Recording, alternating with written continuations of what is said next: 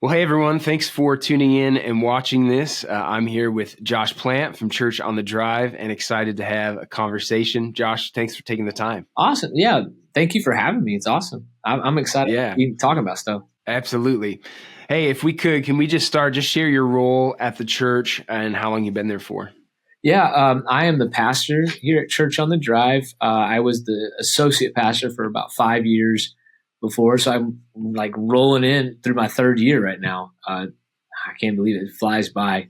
And Yeah. so we always tell people is my job is just to help my staff do whatever makes us a great church. And then I get up and talk a little bit on Sunday, that sort of deal. Yeah, that's great. Now, I know that the church has some history, so can you give us just a little bit of a background of the church and also let us know how ministry is going there? Yeah, we are celebrating our 95th year as a church this year. We were originally founded as College Park Baptist Church. Did really, really well in the 50s and 60s, 70s, 80s, and then the 90s hit, and there was this pretty long decline. Um, and in 2015, we decided to change our name. This is right before I showed up. They changed the name to Church on the Drive, and trying to meet the community where they were all around us.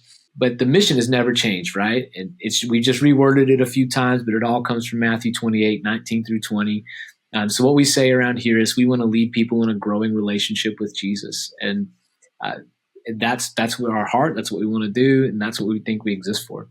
Well, I know that you were kind of using a software previous. I'd love if you would share just maybe some of the challenges that you experienced with that previous software that led to looking for a new solution. Right. Well, as part of our long decline from the 90s, one of the cost-saving measures that they had put in place was we weren't going to update our church management software. So after a few years of that, I said, we got to do something different because I can't look people up when I need to. I have to be literally plugged into the internet here, like an Ethernet cable, in order to see anything. And I can't run any reports. There's nothing helping me with this software, essentially. Yeah. We are only barely keeping our books right. So I started looking into things. I asked some of my friends around who are at really great churches. And so I started finding out more and had some initial conversations with ultimately Ministry Brands. And I said, man, I think this is it for us because while it was spending more money than free, it was affordable for us, and it was something that was going to meet our needs. Because there's so many times I'm out visiting somebody in a hospital, or I'm driving from somewhere, and I need to make a phone call, and I don't have that number. Yeah, that's great. I'd love if you could talk about the impact that you've seen it make on the church as a whole. I have these workflows that maybe I'm just a huge nerd, but I love these things, right? Like we set up these workflows that if you scan a QR code in our sanctuary somewhere, if you text whatever, you're going to start getting an email. You're getting an email from me immediately that says, hey, thanks for being here. What can I do for you? I really enjoy being able to, as so does our minister to senior adults, being able to find out very quickly what that person's name is, what their birth date is when I'm going to visit somebody in the hospital. And one of the things I love, Josh, is the way that you figured out how to use the software and how it's created to be used in order to connect with new people. And so tell me a little bit about, you mentioned the workflows, but what have you experienced from people as they've engaged with that? How has that helped in getting, somebody who's a first-time guest on a Sunday into being part of the church, plugged into, a small group or serving or whatever it might be? Right. So we start, if you were to visit our website, so you don't know anything about our church, but you heard about it, or you drove by, you saw it, and you go to our website, there's an I'm new page. We start right there. So if somebody goes there, they fill out a form right there. It sends me an email, and it says, hey, we want to know more about you and be ready for when you show up this Sunday or this Wednesday or whatever. We got a kid who's been coming lately. His name's Jacob. Jacob did exactly that. So Jacob is 19 years old. He's from Virginia, and he's down here for school. And he goes, and he doesn't know us from Adam, but he just kind of stumbles upon us. And he fills out that form, comes to me. I send him an email back. Hey, would love to see you. Meet me at the coffee stand. Because he said he was coming that Sunday. Meet me at the coffee stand. And he did, right? He met me that Sunday, right? It's awesome. And then that Sunday he fills out the first time guest QR code. Then it goes to a form thing. Fills that out. Say, hey man, it was so good to have you. And he gets the automatic one. And then I also get his phone number as a part. I like that it also texts for us too on this. But then I have his phone number, so I just text him directly. Hey man, it was so good meeting you. Really great to be around you. I want to let you know about our young adult group. And because we have the workflow set up that it sends me an email with all his information, I just forward it over to our young adults minister. And I send her, I'm like, hey, can you reach out to Jacob? She says, absolutely. Yeah. Next thing I know, Jacob is hanging out with our young adults group, and he's one of our most consistent people on Sundays now. Yeah. And that's just one. We've got a lot of young families that are coming again too. And so being able to keep track of the families and who belongs to what family is huge. So just being able to have that relational piece has been huge because you have the information you didn't have before.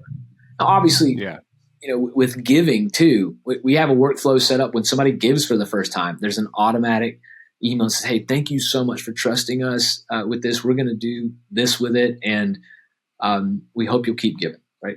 And that's something I was curious about. How have you seen, you mentioned in jumping into the software, there's a bit of, okay, we got to maybe make some sacrifices to make this work.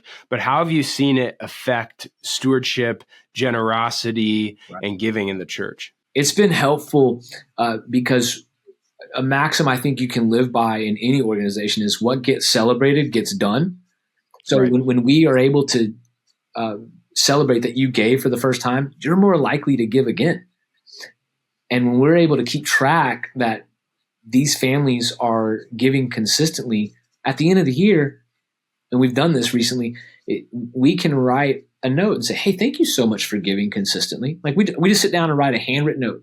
We know that money can be tight. We know you're in a stage in life where, and just write a note. And just having that information at our disposal enables us to connect relationally in a way that inspires more generosity. That's been my experience with it. Now, what advice would you have for somebody who might be exploring our software and thinking, should we move forward with this? Should we not? Well, my first advice would be, if you don't have a great software, just go ahead and determine you're going to make the leap. Like, don't sit back and wait and think, oh, we don't have the money. You can find the money. Yeah. And the great thing about y'all is that y'all work with churches and your heart is to serve.